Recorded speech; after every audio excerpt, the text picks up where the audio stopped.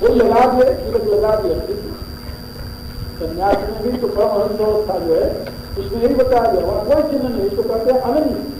अलिंग माने कोई चिन्ह नहीं उसके साथ, वो जैसे पैदा हुआ था वैसे है। यहाँ तक भी उस उच्चतम अवस्था में तो वस्त्र रूपी चिन्ह भी नहीं रहता। तो कौन कलर है, सफेद कलर है, लाल कलर है, पीला कलर है, कौन जानता। मेरे परमाराध्य जिनके चरणों में बैठ करके मैंने तत्व विज्ञान का बोध प्राप्त किया, वो मकान में जाकर के वहां पड़े हुए कफन वो लेते थे, गंगा जी में धोते थे और वो जीव पहनते थे। कभी किसी घर के कपड़ा में मकान हमें कफन पहन बांध हमें कफन पहनते और कफन को रख करके कौन बनेगा, जैसे देखो तत्व विज्ञान है। सनातन धर्म में किसी चिन्ह की कोई जरूरत नहीं। चिन्ह है धर्म की नहीं, चिन्ह संप्रदाय। हमारे यहाँ चिन्ह जो स्वीकार किया गया है तो संप्रदाय का, धर्म का कोई चिन्ह नहीं। सनातन धर्म का कोई चिन्ह नहीं है। मुसलमान तब तक आप नहीं बन सकते जब तक खतना न कराने, यहूदी नहीं बन सकते जब तक खतना न कराने, ईसाई नहीं बन सकते जब तक बपतिस्मा न ले, बप्टाइज नहीं हुए ईसाई नहीं बन सकते। ईसाई बनते जब है जब लोग बप्टाइज हो, इसलिए बच्चा पैदा हुआ कितने दिन के बाद चर्च में ले जाकर के बप्टाइज करते, और यदि बप्टाइज नहीं हुआ तो फिर वो ईसाई नहीं है। तो हर एक का अपना कोई न कोई नियम है, ये करने से होता है। लेकिन अपने आप सनातन धर्मी का जो 16 संस्कार करते हैं, का सनातन धर्मी तो शुद्ध के जिसका एक भी संस्कार नहीं होता। 16 संस्कार तो ब्राह्मणों के यहाँ, क्षत्रियों के यहाँ, वैश्यों के यहाँ है, शुद्ध के यहाँ कोई संस्कार नहीं है। निषाद के कोई संस्कार नहीं, सनातन धर्मी तो है, इसको आप सनातनी नहीं कर सकते क्या? सनातन धर्मियों का ही तो दूसरा नाम हिंदू है, तो हिंदू के लिए कौन सी चिन्ह की जरूरत है? तिलक गेड़ा लगाओ, खड़ा लगाओ, चौड़ा लगाओ, न लगाओ, कभी सनातनी हो। कोई ऐसा नहीं है, जैसे पैदा हुआ है वैसे जिंदगी भर है तो सनातनी है, हिंदू है, उसके लिए कुछ नहीं करनी चाहिए। इतना विशाल मानव मात्र को आत्मसात करने वाला, निराकार मानो, साकार मानो, कुछ न मानो, भगवान मानो न मानो, वो कहता है कि तुम्हारे मानने से भगवान की कोई महिमा बढ़ेगी क्या? या तुम नहीं मानोगे भगवान की महिमा घट जाएगी, ज्ञान की महिमा घट जाएगी। एक ने कहा वेद को नहीं मानते, वेद को नहीं मानते, तुम्हारी अज्ञानता इसके कारण है, वेद तो कारण नहीं है। तुम वेद को नहीं मानते, जिससे तुम्हारी अज्ञानता प्रदर्शित हो रही है, तुम्हें ज्ञान नहीं है। वेद माने क्या होता? ज्ञान। वेद ग्रंथ माने ज्ञान का कोष। तुम नहीं मानते तो उससे उसको कोई तो नहीं पड़ता। जो सत्य है उसको यदि तुम न मानो, कोई कहता हम ज्ञान को मानते नहीं तो नहीं मानो, तो उसके क्या तो पड़ता है? उसे ज्ञान का कुछ नहीं, जरा तुम अज्ञानी बने रहोगे। तो मेरे कहने के प्राय ये सनातन पुरुष जो परमात्मा है उसके सहज प्रकाश, हर माने प्रकाश किया, माने प्रकाश। तो सनातन जो पुरुष परमात्मा है उसके सहज प्रकाश का नाम है सनातन धर्म, और उसका सहज प्रकाश क्या है? सृष्टि। सृष्टि जो है उसका सहज प्रकाश, इसके लिए परमात्मा को कुछ नहीं करना पड़ता, इसलिए सृष्टि का भी नाम है सनातन धर्म। और हम सभी इस सनातन धर्म के अनुयायी, हम किसी चिन्ह में, किसी मानवकृत व्यवस्था में आस्था नहीं रखते। हमारी परम आस्था तो सनातन धर्म में है, और सनातन धर्म को जानने के लिए, सनातन धर्म की विधि को अपनाने के लिए हमारे यहाँ एक सनातन धर्म में अनेक संप्रदाय, कितने संप्रदाय हैं? वैदिक काल में तो कितने संप्रदाय थे? बहुत संप्रदाय। वैदिक काल में 1188 समुद्र इतने संप्रदाय। वेद की शाखाएं, सारी वेद की शाखाएं जितनी होती उसके संप्रदाय है, उसको शाखा को संप्रदाय को बात देखिए। उनमें से 108 उपनिषद स्वीकार किए गए। 1180 में से 1180 में से 1180 उपनिषद हैं, सब शाखाओं की अपनी अपनी, सब शाखाओं की अपनी विधियां हैं। जैसे एक ही मंत्र यजुर्वेद में पढ़ा जाएगा, दूसरे तरफ से पढ़ा जाएगा, सामवेद में पढ़ा जाएगा, दूसरे ढंग से पढ़ा जाएगा, वही ऋग्वेद में पढ़ा जाएगा, दूसरे ढंग से पढ़ा जाएगा। क्यों? उनकी शाखा अलग अलग है। इस शाखा वाले किस ढंग से उस मंत्र को पढ़ेंगे? सहस्र शीर्षा पुरुष सहस्राक्ष सहस्रपात। अब यजुर्वेद ऐसे पढ़ेंगे, लेकिन ऋग्वेद ऐसे नहीं पढ़ेंगे। सहस्र शीर्षा पुरुष सहस्राक्ष सहस्रपात वैसे पढ़ेंगे। वो ख पढ़ेंगे, वो स पढ़ेंगे। यजुर्वेद में ख पढ़ने का विधान, ऋग्वेद में नहीं। तो अलग अलग शाखा, मंत्रों में शाखा अलग अलग है, अलग अलग ढंग से पढ़ने का विधान है। तो 1180 शाखाएं तो वेद की शाखा में संप्रदाय।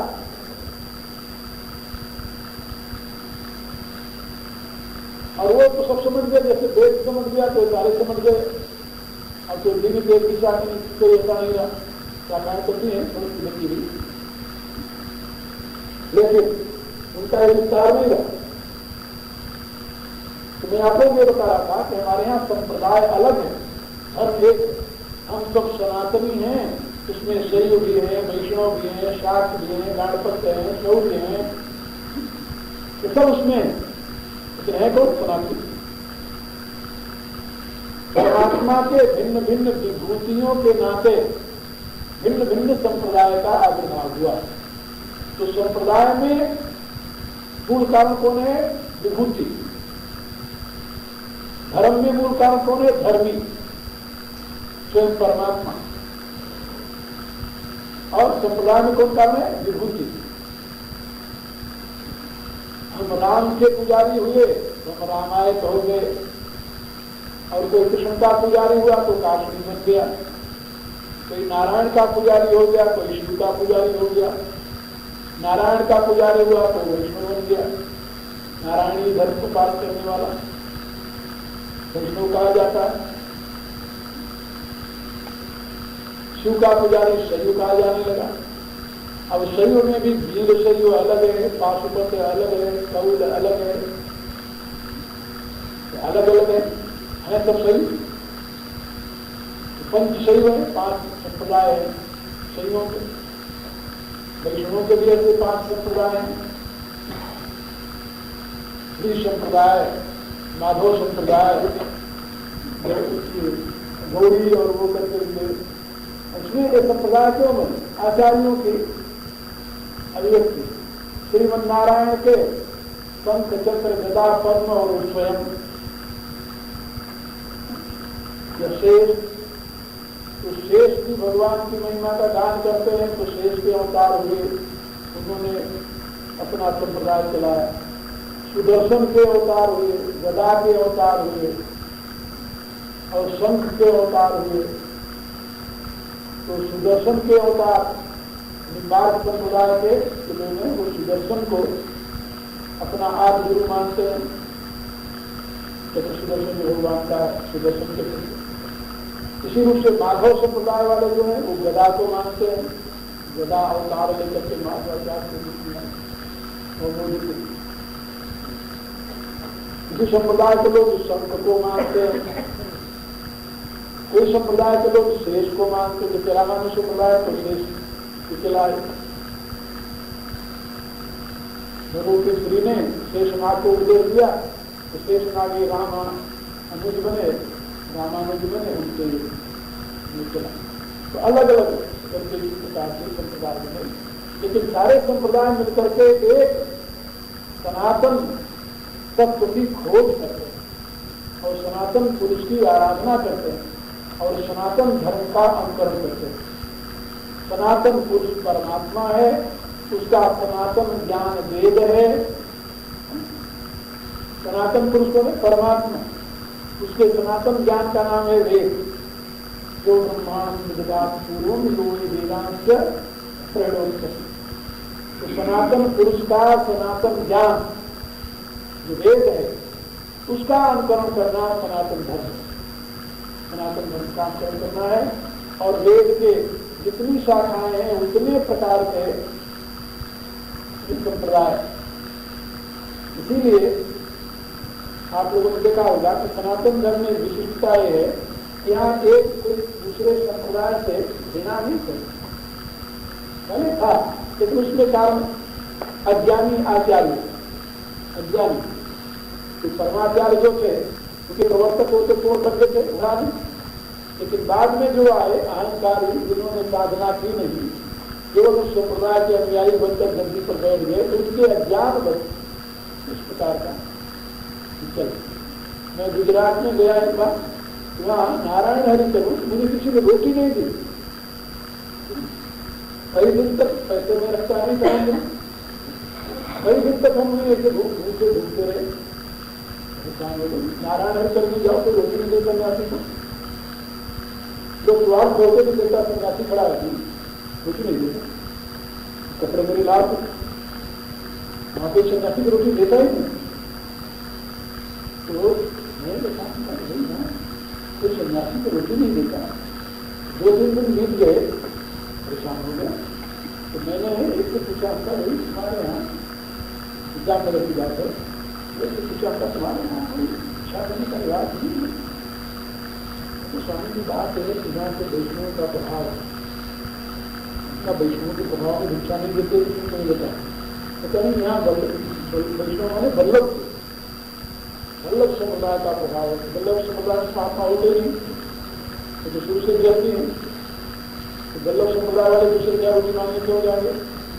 यहाँ संत नहीं होते, महात्मा नहीं, सन्यासी नहीं, और भिक्षा मांगने का कुछ नहीं पैदा होता। तो गृहस्थी है, गृहस्थी में रहे। अभी उनके आचार्य गृहस्थी होते, बाल बच्चे वाले होते हैं। इसलिए कुछ नहीं मुझे बताया कि यहाँ एक शंकर जी का मंदिर, वहाँ जाइए। जब वहाँ जाओगे तो वहाँ आपको उसकी शिक्षा मिल जाएगी, वहाँ व्यवस्था है। तो मैं चला गया वहाँ, दूर से महात्मा थे, वो देखते मुझे दौड़े, आइए आइए भगवान आइए सफर से दौड़े। जो मेरे पास आए, आइए सफर दौड़े तो जानते नहीं। तो जो मेरे पास आए तो थोड़े बोले क्षमा करना, मैं किसी और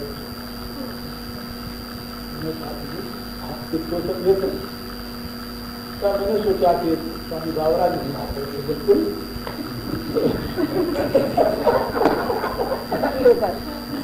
बिल्कुल आप देते हैं स्वामी बावरा जी ने उनको सोचा।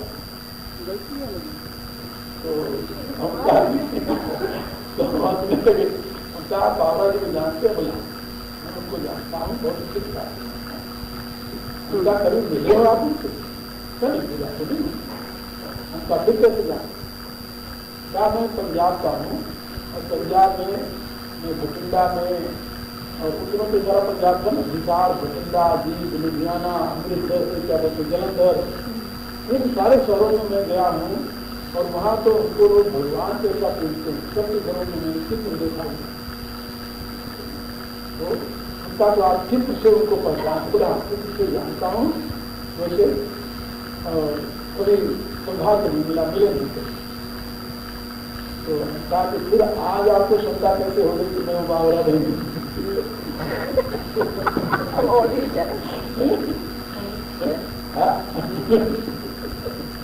अरे होगा देवता में वही बावरा। उसने कहा कि पहले तो मैंने आपको देखा, पीछे कोई आपके साथ तो है नहीं। तो कहा कि बावरा जी तो जहाँ चलते हैं तो उनके साथ तो जल्दी साधन हमेशा होते हैं। तो आज अकेले आप कैसे? मुझे दिख रहा है ना आप अकेले उनका। फिर उसे कहता देखो मुझे विश्वास नहीं हो रहा, आप वही पंजाब वाले बावरा हो। अरे हम कहा भले आदमी 3 दिन हो गया आज मुझे रोटी खाए, यहाँ भिक्षा नहीं देते दूसरे, तो कहीं भिक्षा का प्रबंध कर तू मेरे। जो मैंने कहा हमका बाद में कुछ याद करना कि पंजाब वाला बावरा हो कि दूसरा बावरा है कि वैसे बोला कि वो कहते फिर तो आप वही हो क्योंकि वो जानता था बावरा भिक्षा करते हैं तब फिर तो आप वही हो चलिए यहाँ भिक्षा कौन देगा ये तो वैष्णव का केंद्र है भले आदमी वैष्णव तो यहाँ भिक्षा नहीं दे सकते तो ले गया यहाँ पर सिंधियों की कॉलोनी सिंधी बहुत आते रहते हैं जाने में सिंधियों की कॉलोनी ले गया कहता आप यहाँ आए होते तो यहाँ आपसे कुछ आपको भिक्षा बहुत नहीं थी तो सिंधी लोग जानते हैं महात्माओं भिक्षा देते हैं भिक्षा का रिवाज तो सिंध में है पंजाब में है ऐसे लोगों की जहाँ के महात्मा रहते वहाँ ले गया तो मुझे दिख रही है नदी दिख जाए उसको पता नहीं मैं पैसा नहीं रखता आज कहा तो भक्त भक्त गया आगे होता कैसे बता मैं आपको ले चलता हूँ वहाँ क्या बोलते द्वारका जा रहा था उनका गई टिकट तो मेरे पास द्वारका चक्का है तो मेरे एक शिष्य हैं शादी में रहते थे उन्होंने टिकट लेकर के हमें बैठा दिया था उनका तो टिकट लेकर द्वारका बैठाते तो बाद में वहाँ वो ले गया थे हाथ में जाकर साथ दिया फिर व्यवस्था की सारी तैयारी ये मैं बता रहा था आपको कि संप्रदाय के भेद से उनके विभाग में भेद होता है सब सनातन धर्म का तो सनातनत्व पुरुषों मतों में अर्जुन ने कहा परमात्मा ही सनातन पुरुष है उसके सहज स्वभाव का नाम है सनातन धर्म। सहज स्वभाव क्या है? ये सृष्टि परमात्मा का भाव है और परमात्मा का भाव ही परमात्मा का स्वभाव है, परमात्मा की अभिव्यक्ति, इसलिए सृष्टि का नाम है सनातन धर्म। और जो सृष्टि के नियमों का अनुसरण करता है तो क्या कहते हैं? सनातन धर्मी। परमात्मा की सृष्टि में कोई अल्टरेशन करने की जरूरत नहीं और न तो सुधार करने की जरूरत है। इसलिए सनातन धर्म में किसी प्रकार के अल्टरेशन की जरूरत नहीं। मुसलमान बनने के लिए खतना कराना पड़ेगा, लेकिन हिंदू होने के लिए कुछ नहीं करें। क्रिश्चियन बनने के लिए बपतिस्मा लेना होगा, हिंदू होने के लिए कुछ नहीं करना। जैसे पैदा हो वैसे रहो और परमात्मा के दिए हुए ज्ञान का अनुकरण करो। एक बार कह रहा था कि जो बात युक्ति युक्त न हो चाहे वो वेद की क्यों हो नहीं मानना चाहिए। तो एक आत्मवादी महात्मा थे, आपने वेद को चैलेंज कैसे करें? युक्ति युक्त बात हो तो वेद की बात हो तो नहीं मानना चाहिए ना, बिल्कुल नहीं मानना चाहिए। बुद्धि ग्राह्य हो तो मैंने उनसे पूछा था आपको वेद पर शंका क्यों हो गई कि वेद की बात युक्ति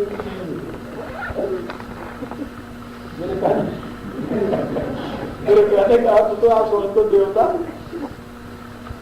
युक्तिहीन बात यदि हो, जैसे वेद आपके लिए परमात्मा का भेजा हुआ ज्ञान है, ऐसे कुरान भी तो परमात्मा ने भेजी हुई है, बाइबल भी परमात्मा ने भेजी हुई है। इसमें कौन सही है कौन गलत है कैसे आप निर्णय करेंगे? और युक्ति से अंका तो आप कुरान पर युक्ति की पूरी चलाओगे, बाइबल पर चलाओगे, वेद पर तो नहीं चलाने के लिए तैयार होगे। यदि आप इसके लिए तैयार नहीं है तो आपको कौन कुरान और बाइबल पर पूरी चलाने देगा? हम तो चैलेंज करते हैं कि जो युक्ति संगत नहीं है वो कोई ज्ञान ग्राह्य नहीं, वो ईश्वरी ज्ञान हो ही नहीं सकता। मेरा मतलब है जो युक्ति युक्त नहीं है, तर्क युक्त नहीं है, जो मनुष्य की बुद्धि के संगत नहीं है, वो परमात्मा की बुद्धि से उद्भूत है। हमको सुनाने उनका इसलिए मैं वेद की निंदा नहीं करता, वेद की महत्ता व्यक्त करता। पहले समझो तो फिर बात उसको समझ में होती रहती है। लेकिन ये बात याद रखो कि वेद ऐसा ग्रंथ है, गीता ऐसा ग्रंथ, इसमें युक्तिहीन कोई बात नहीं, कहीं तुम्हें मान लेने की बात नहीं है। बाइबल ने कहा कि 6 दिन परमात्मा ने सृष्टि की, 7वें दिन विश्राम किया। 6 दिन परमात्मा ने सृष्टि की, 7वें दिन विश्राम किया। क्या तुम मान लो क्या? क्योंकि वेद का परमात्मा को 6 दिन सृष्टि नहीं करता, उसको तो सृष्टि नित्य है, तो सब स्वभाव है, प्रवाह रूप में है, नित्य है वो तो अब वैज्ञानिक अनुसंधान करके क्या बता रहे हैं कि परमात्मा ने 6 दिन में सृष्टि की थी, सृष्टि का प्रवाह नित्य है। अब तुम वेद पर तर्क करो ना। मेरे कहने के प्राय जो युक्ति युक्त नहीं है, विज्ञान सम्मत नहीं है, तर्क सम्मत नहीं है, उसको तुम परमात्मा का दिया हुआ परम ज्ञान कैसे घोषित कर सकते हो? वेद में हमारी श्रद्धा है, तुम्हारी श्रद्धा है, लेकिन आम मनुष्य की श्रद्धा तो नहीं है। वो तो उसकी युक्ति की कसौटी पर तत्कर से ही निश्चय करेगा ना कि विज्ञान सम्मत है, ये बात की नहीं है। यदि विज्ञान सम्मत है तो सर्वमान्य है, नहीं तो किसी को मान नहीं। मैं आप लोगों से यही बता रहा था, ये वैदिक विज्ञान जो है उसके लिए आग्रह करने की जरूरत नहीं, तो आग्रह रही यथार्थ के लिए आग्रह करने की क्या जरूरत है? इसलिए यहाँ पर कोई आग्रह नहीं। पर ब्रह्म परम धाम पवित्रम परम भगवान पुरुषम शाश्वतम दिव्यम आदिदेवम अजम विभुम आहुस्वाम देवनार्दथा असितो देवलो व्यास प्रदेश में ओम प्रभु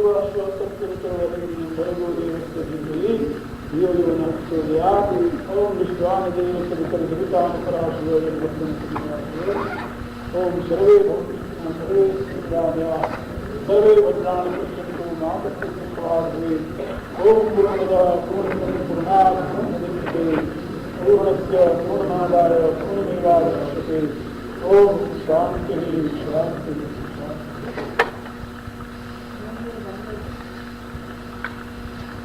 अब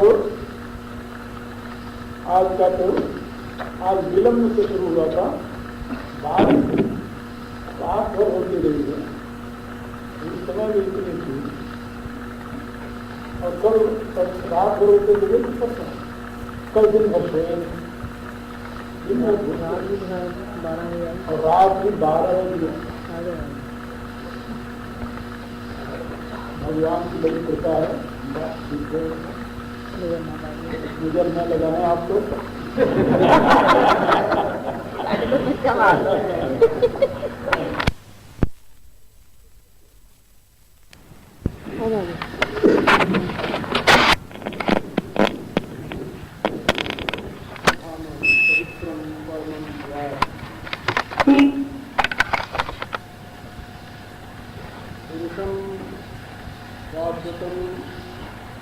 दिव्यम आदिदेवम अजम विभुम।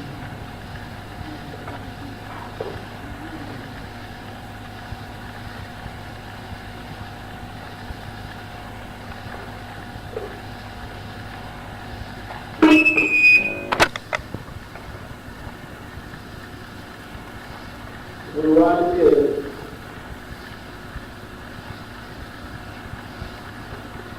विविध स्वरूपों का वर्णन है।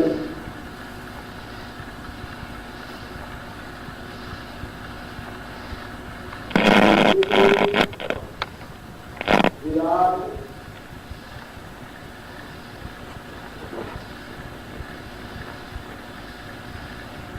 ये तो परमात्मा के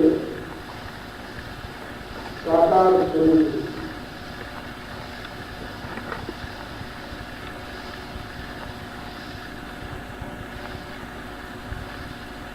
और अद्वैत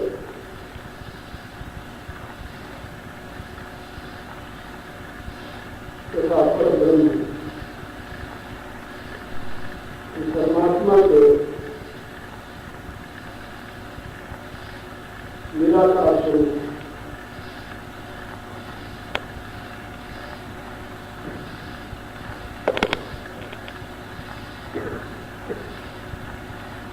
जैसा कि मैंने बताया था,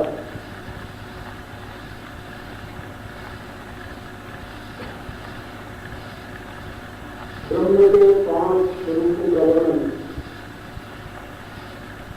भगवद गीता में प्राप्त होता है।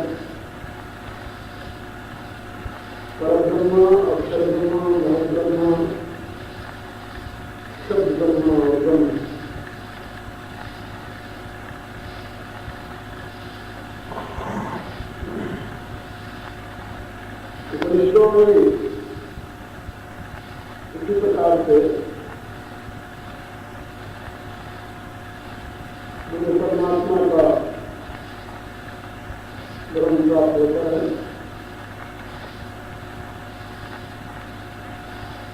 और इसमें जो रूप है वो सभी एक के लिए ऐसा गीता और उपनिषद चल जाते हैं। परब्रह्म परस्वरूप है,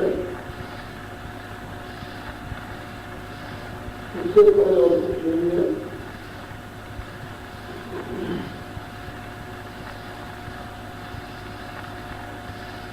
सर्वाधार सर्वेश्वर जिसके विषय में भगवान व्यास ने यस्मिन् सर्वं सर्वसत्य तस्मै परमात्मने नमः दिया है। वह परब्रह्म परमात्मा है। जैसे प्रकाश और प्रकाशक में भेद नहीं होता, ऐसे भाव और भावी में भेद नहीं। ऐसा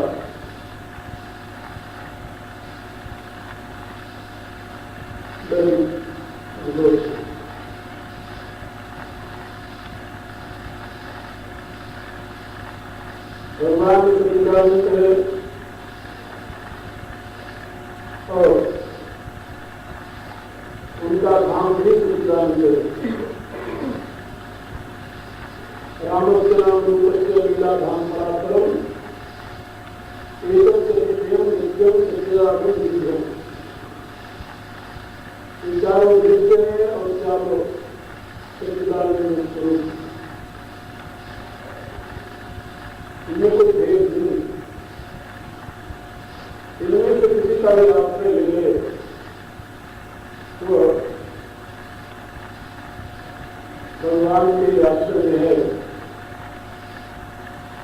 भगवान का ही उपाधि बन जाता है। इसलिए जो परब्रह्म है वो इस परम धाम है।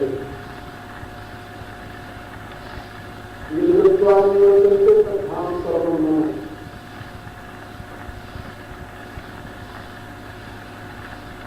आचार्य वल्लभ की दृष्टि से धाम उसका प्रकाश है और धामी प्रकाशक है। कि आचार्य वल्लभ के विचार से परमात्मा का जो शाश्वत स्वरूप है वो साकार है, निराकार नहीं। जिसे गोस्वामी जैसा मानते हैं कि निराकार से साकार होता है और फिर वो निराकार हो जाता है, ऐसी मान्यता आचार्य वल्लभ की। कहते हैं मूल तत्व तो साकार है, उसकी शक्ति निराकार है, उसका वैभव निराकार है। वो निराकार से साकार नहीं होता, बल्कि निराकार जो है वो ऋषि की ओर सत्ता वो तो शाश्वत रूप से साकार है। यही मान्यता माधव संप्रदाय के अत्यंत विद्याधीन सिद्धांत में है, जो गौड़िया संप्रदाय के नाम से होता है। वहाँ श्री कृष्ण अवतार नहीं है, अवतारी, और उनका शाश्वत स्वरूप है और उनके देव का नाम निराकार। निराकार भगवान श्री कृष्ण का देव स्वयं प्रभु निराकार नहीं।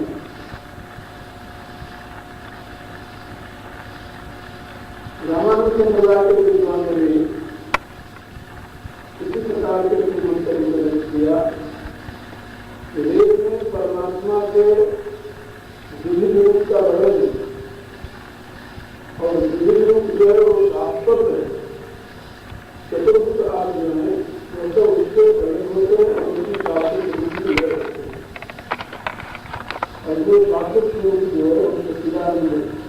शुरू करें तो परब्रह्म परमात्मा यथार्थ साकार है, जीवित है। उपनिषदों से, वेद से, गीता से और रामायण से हमें ऐसा लगता नहीं। गोस्वामी जी किसी संप्रदाय के पक्षपाती नहीं थे, इसलिए उन्होंने साकार और निराकार विचार का बड़ी अभिवृद्धि की बहुत उत्कृष्ट रूप में। और उन्होंने बताया कि निर्गुण और स्वरूप, साकार और निराकार, ये दोनों ऐसे ही हैं जैसे जल हिम ऊपर जगत देंगे। और एक बार देखिए, देखो पावक उपनिषदों में जो ब्रह्म के दो स्वरूप बताए गए हैं, मूर्तम च अमूर्तम च, ऐसा